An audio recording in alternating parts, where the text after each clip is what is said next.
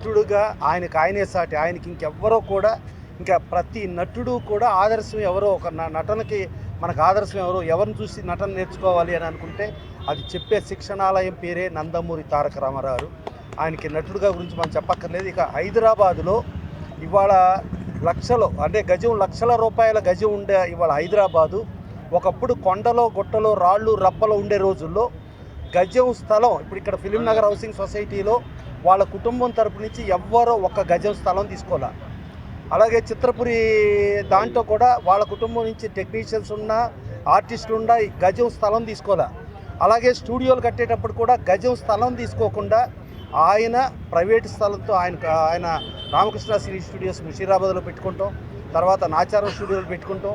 ఇక్కడ అభివృద్ధి చెందడానికి ఇక్కడ 24 క్రాఫ్ట్స్ టెక్నీషియన్స్ పెంచడానికి ఆయన ఎంతో దోహదపడి ఈ తెలంగాణని అభివృద్ధి పదంలోకి ముందుకు తీసుకెళ్లటమే కాకుండా తెలంగాణలో ఒక చోట వెళ్తే అక్కడ రైసు తినలేని పరిస్థితిలో ఉంటే ఆయన రోజుకి ₹1,00,000 అంటే భారతదేశంలో అమితాబ్ బచ్చన్ కూడా తీసుకొని రోజులో రోజుకి ₹1,00,000 రెమ్యునరేషన్ తీసుకుని సినిమా చేసే రోజుల్లో ఇంకెన్నో కోట్లు కుటుంబానికి కూడబెట్టగలిగే పరిస్థితి ఉండ ఇక చాలు అని చెప్పి ఇక ప్రజలే నా కుటుంబం, ప్రజల కోసమే నేను చేస్తానని చెప్పి అన్నీ వదులుకుని వచ్చి ఇక్కడ బియ్యం తినడానికి ₹2 కేజీ బియ్యం.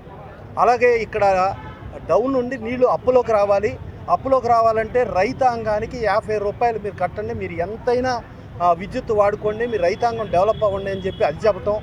అలాగే మహిళలకు ఆస్తి హక్కు, అలాగే బీసీలు ఎస్సీలు ఎస్టీలు అంటే పటేల్ పట్వారీ వ్యవస్థ, ఆ పటేల్ పట్వారీ వ్యవస్థ గుప్పిటిలో వీళ్ళందరూ అణగారిపోయి ఉన్న ప్రజలకి ఆ పటేల్ పట్వారీ వ్యవస్థని రద్దు చేస్తామని అంటే ఆయన చంపేస్తామని బెదిరింపులు కూడా వచ్చినాయి. బెదిరింపులు వచ్చినా కూడా ఏమి వెనుకడకుండా అవసరమైతే చనిపోవటానికైనా రెడీ అని పటేల్ పట్వారీ వ్యవస్థను రద్దు చేసి ఇవాళ ఎస్సీ ఎస్టీ బీసీ మైనారిటీలు రాజ్యం ఏడుతున్నారంటే దానికి పుణ్యం పేరు ఎన్టీ రామారావు.